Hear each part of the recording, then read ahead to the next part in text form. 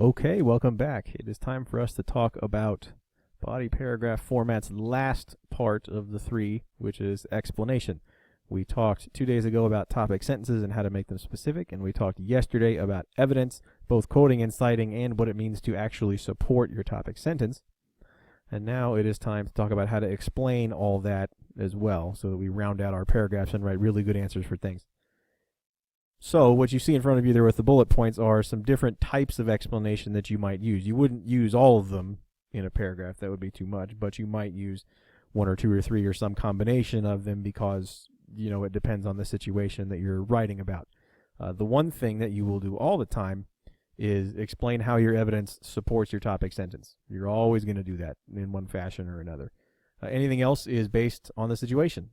For example, if you're quoting something that has a bunch of technical or complex vocabulary in it, you're probably going to have to put it in your own words too, just to make sure it's clear.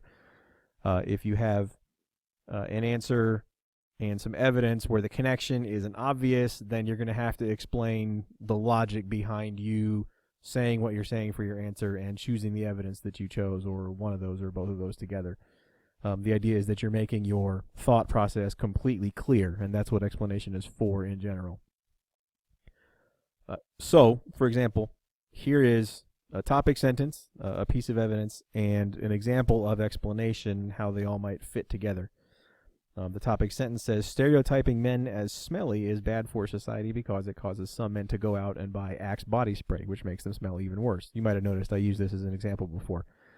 You can see there under evidence that I have a sentence that has a citation at the end, so I'm pretending to borrow somebody's, writing where they wrote about this. I made it all up though.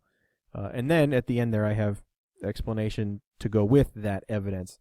And what I'm doing is a couple of different things. For example, here's that explanation by itself. So in the yellow you can see that I chose those sentences where I'm explaining the logic of the conclusion I drew in the topic sentence. So let's go back for a second here. What it says is, after all, anyone deemed smelly is bound to want to reverse the situation. Otherwise, they're risking being a social outcast essentially forever. It's doubtful many people would want that. I'm explaining why people would go out and buy Axe body spray.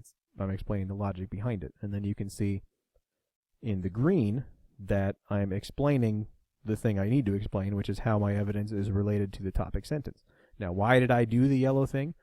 Because otherwise, as I was reading my answer, I realized it isn't immediately obvious why in the world I would choose this evidence, because talking about Axe being inexpensive doesn't mean that it would cause men to go out and buy it and make them smell worse, and so I have to explain the logic behind what I'm saying.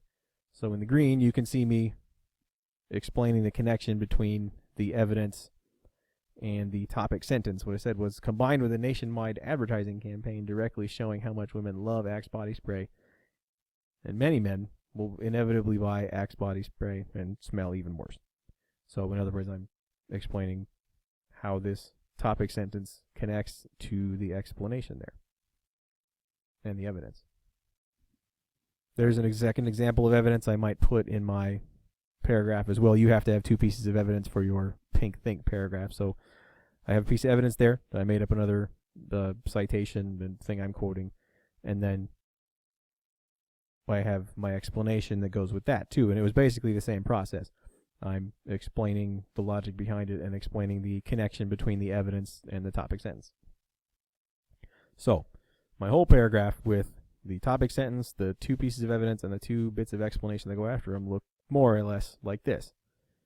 And the idea is, now I've made my ideas at least a little bit clearer. I'm not saying it's written perfectly or anything. I always go back and edit after I've got the basics down. But nonetheless, all the components are there. I'm at least writing a topic sentence that's as direct as I can get it. I'm using evidence, two different examples that support my topic sentence, and I'm making clear that the support for that topic sentence comes from the evidence by explaining the connection and saying things really obvious. And the thing is that it may seem like you're explaining something that's super obvious to you, but that's the point, is if it's super obvious to you, you can explain it in a way that makes it super obvious to other people, or at least that's the idea. And also, just because it's super obvious to you doesn't mean that it's obvious to everyone, and so it's important to make our thought process clear. And another thing to note here was that paragraph that I just had up there a second ago, this right here, is one of those things where we may add or subtract from it depending on the situation. For example, a body paragraph would have a thing tacked on at the end explaining how this whole paragraph supports the thesis statement that it's a part of. And this doesn't have that in this case, but it might if it was in an essay. And so it's important to note that there are subtle differences and types of explanation you'll have to do. So, to recap. First, of course, we have to have a good topic sentence.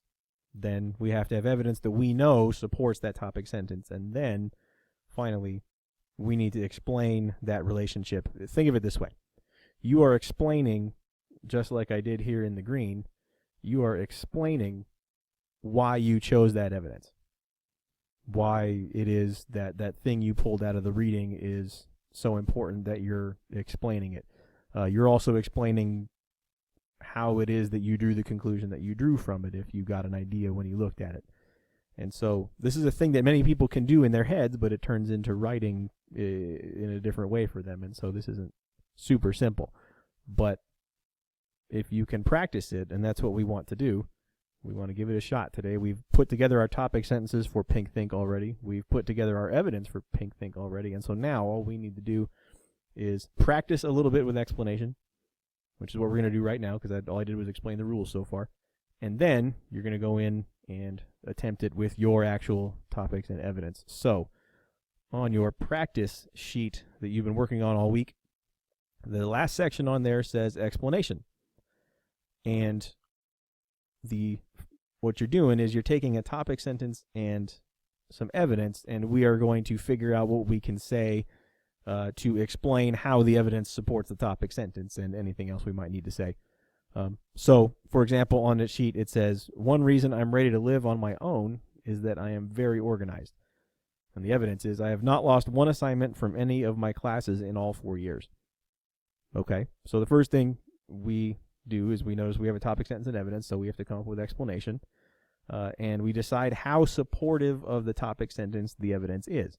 Is that evidence where it says I've not lost one assignment in any of my classes in all 4 years something that really truly supports, proving that somebody's ready to live on their own? Well, maybe, maybe not. And so this is what we're going to need to make sure we're explaining why losing or not losing an assignment is so meaningful in terms of deciding to live on your own or not. Like, how does that show something that matters? So we'll have to figure out how to say that. And you can see at the bottom there, what you're looking at is an example of explanation. Now, I wrote mine long on purpose, so don't freak out. But what I was doing was giving you some examples of different kinds of explanation that might go into it, things that, you might subtract in a short answer situation, but you might add if you were trying to be really thorough in an essay or, a different kind of question or something. But the whole thing says this. I'm explaining how the evidence is related to the topic sentence. Here we go. Going all 4 years without losing an assignment shows that I have a high level of organization. It would be impossible to achieve that without knowing exactly where all of my work is. That's one kind of organization. It also means I had to keep track of the due dates and even work with group members sometimes. So not only am I organized in terms of where I keep my work, I'm also organized in terms of managing my different assignments, my time, and working with my groups to succeed on projects as well. These are two different kinds of organization that are very important for someone who will live on their own, and as you can see, they're both strengths of mine. So there's the explanation I wrote now. There it is broken down. The red sentence is one where I'm explaining the logic behind my evidence, which, if you'll remember, was made up, but it said I have not lost one assignment in all 4 years. So the red was explaining the logic behind using that as evidence. Well, it would be impossible to achieve that without knowing all my work is.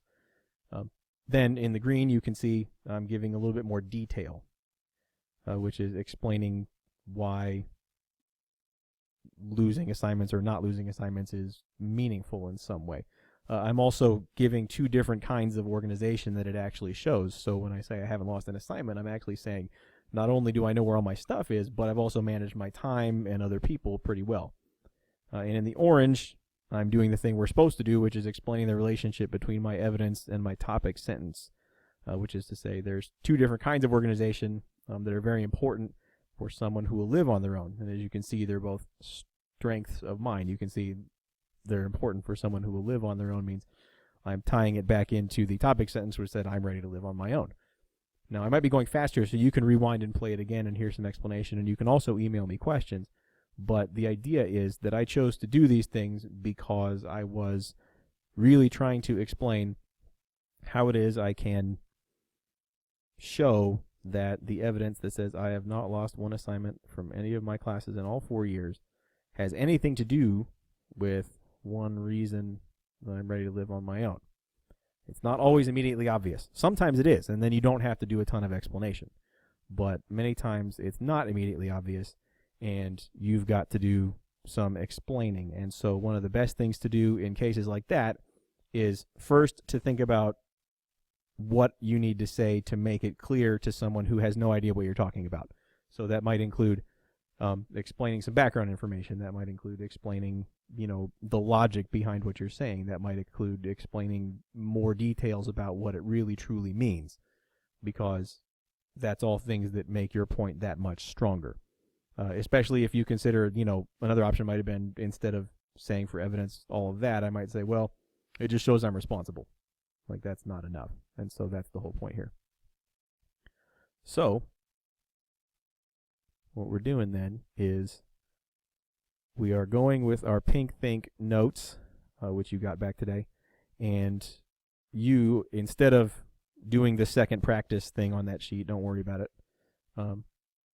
You are going to make a Google document titled Pink Think Response, and then your name is part of the title. You're going to take your note sheet and use the answer and topic sentence that you've put together and that you got back today. And then you're going to turn all that into a paragraph that follows the format that I'll put on the next slide, and then you can pause it and see it again.